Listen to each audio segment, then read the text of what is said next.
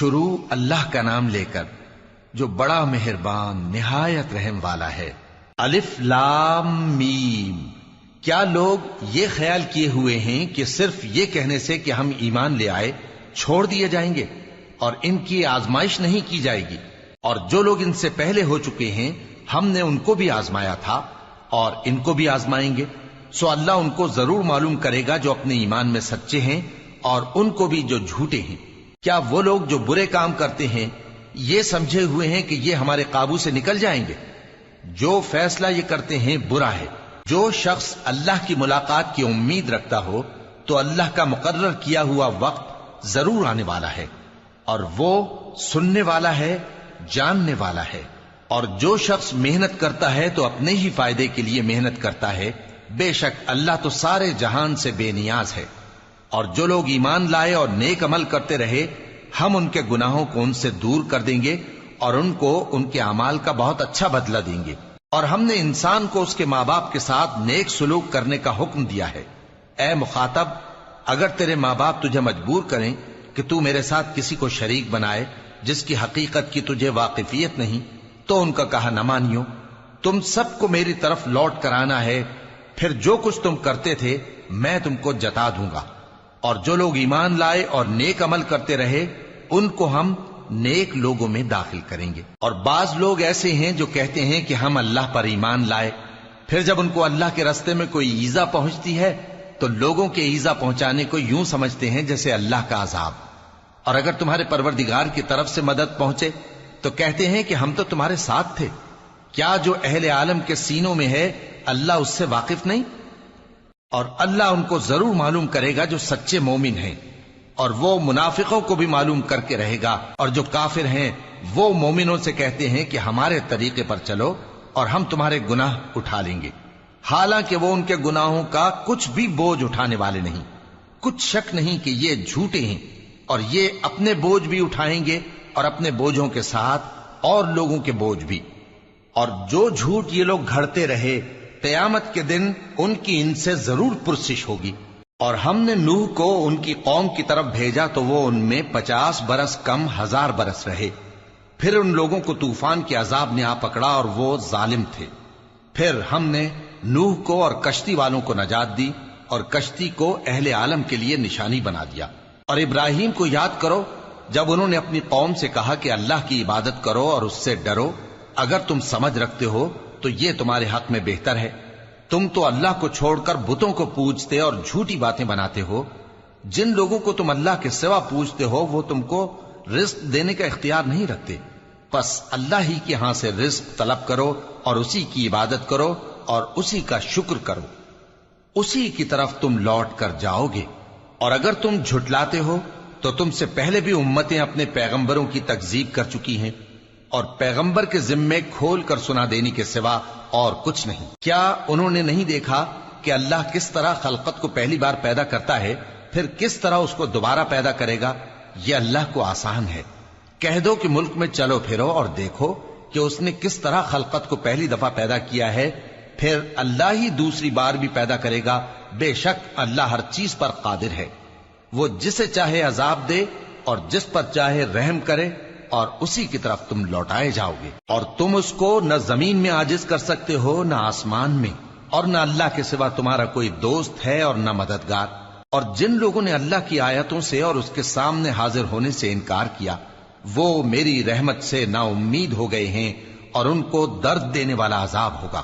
تو ان کی قوم کے لوگ جواب میں بولے تو یہ بولے کہ اسے مار ڈالو یا جلا دو، مگر اللہ نے ان کو آگ میں جلنے سے بچا لیا۔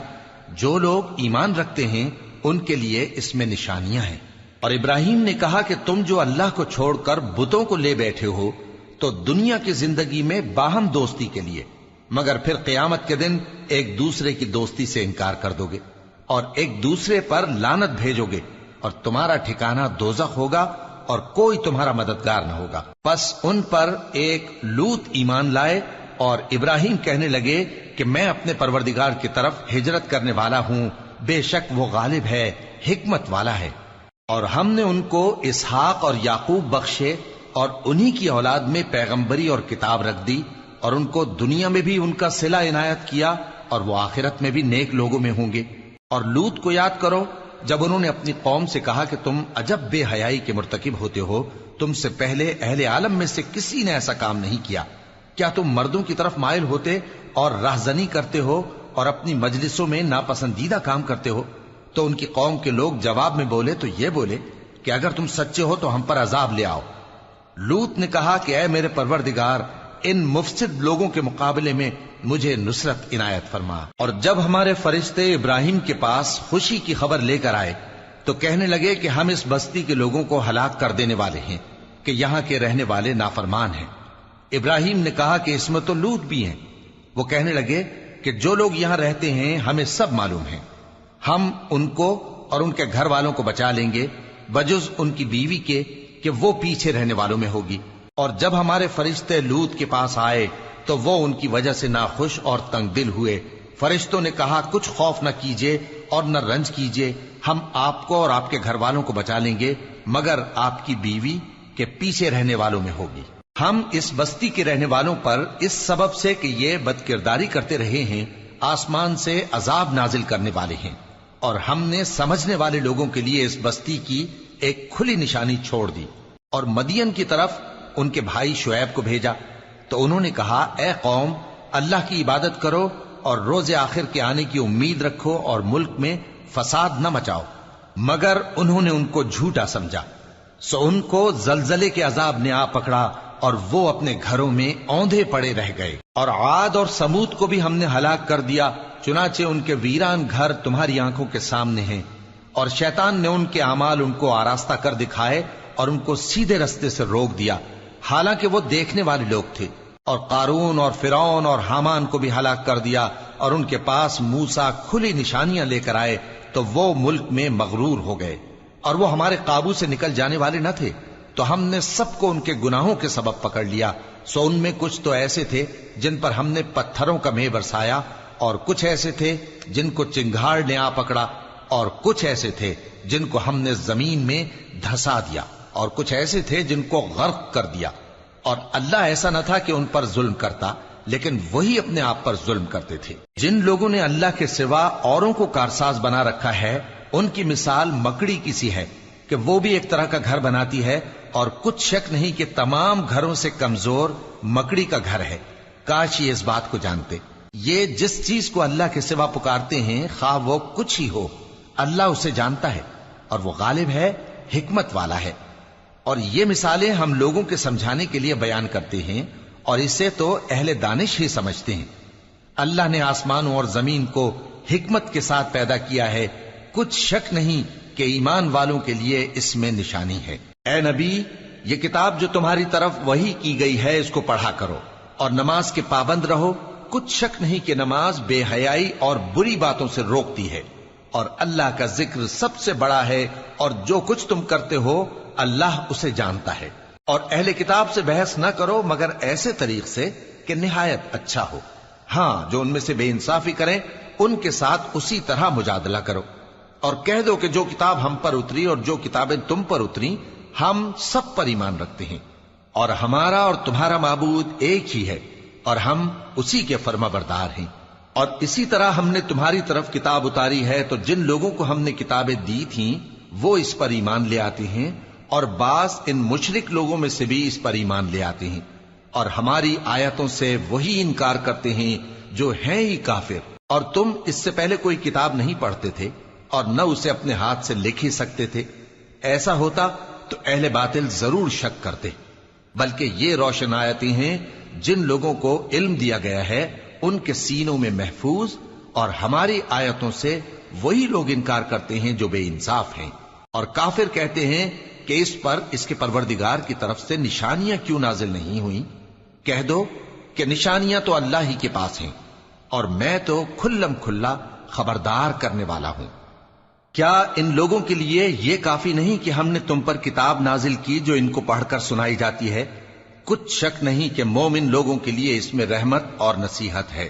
کہہ دو کہ میرے اور تمہارے درمیان اللہ ہی گواہ کافی ہے، جو چیز آسمانوں اور زمین میں ہے وہ سب کو جانتا ہے، اور جن لوگوں نے باطل کو مانا اور اللہ سے انکار کیا وہی نقصان اٹھانے والے ہیں۔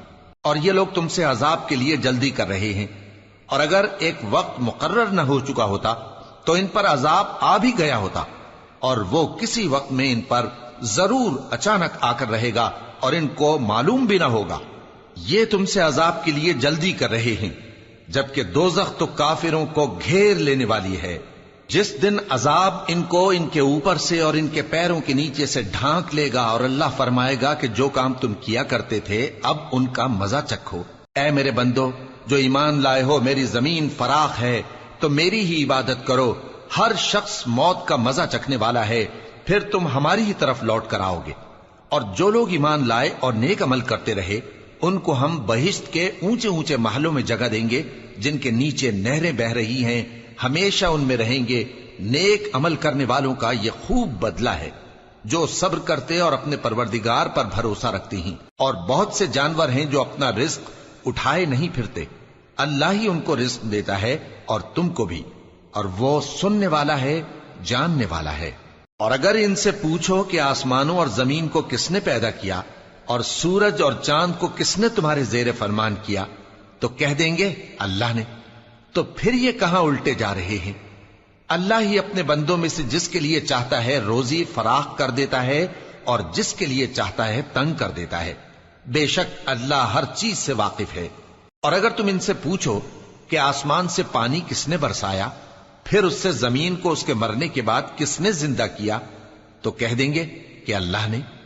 کہہ دو کہ اللہ کا شکر ہے، لیکن ان میں اکثر نہیں سمجھتے۔ اور یہ دنیا کی زندگی تو صرف کھیل اور تماشا ہے، اور ہمیشہ کی زندگی کا مقام تو آخرت کا گھر ہے۔ کاش یہ لوگ سمجھتے۔ پھر جب یہ کشتی میں سوار ہوتے ہیں تو اللہ کو پکارتے، خالص کرتے ہوئے اسی کے لیے اطاعت کو، لیکن جب وہ ان کو نجات دے کر خشکی پر پہنچا دیتا ہے تو جھٹ شرک کرنے لگ جاتے ہیں، تاکہ جو ہم نے ان کو بخشا ہے اس کی ناشکری کریں اور فائدہ اٹھائیں۔ سو خیر ان قریب ان کو معلوم ہو جائے گا۔ کیا انہوں نے نہیں دیکھا کہ ہم نے حرم کو مقام امن بنایا ہے اور لوگ ان کے گرد و نواح سے اچک لیے جاتے ہیں؟ کیا یہ لوگ باطل پر اعتقاد رکھتے ہیں اور اللہ کی نعمتوں کی ناشکری کرتے ہیں؟ اور اس سے بڑا ظالم کون جو اللہ پر جھوٹ بہتان باندھے، یا جب حق بات اس کے پاس آئے تو اس کی تکذیب کرے؟ کیا کافروں کا ٹھکانہ جہنم میں نہیں ہے؟ اور جن لوگوں نے ہمارے راستے میں محنت کی، ہم ان کو ضرور اپنے رستوں پر چلا دیں گے، اور اللہ تو نیکوکاروں کے ساتھ ہے۔